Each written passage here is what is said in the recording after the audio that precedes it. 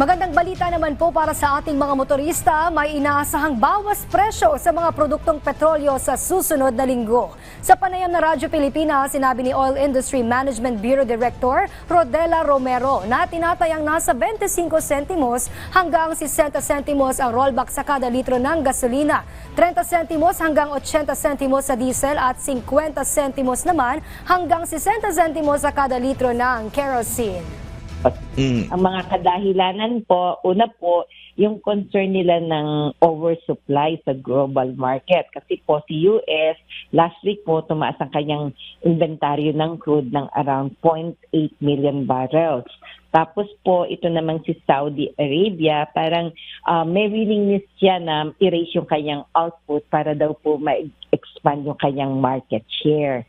Tapos po, ang isang kadahilanan pa rin po, yung tinatawag nilang erratic tariff policies ng United States na nagre-raise po ng concern sa mga na magkaroon ng mga weakening global economic growth at the same time paghina ng demand sa fuel.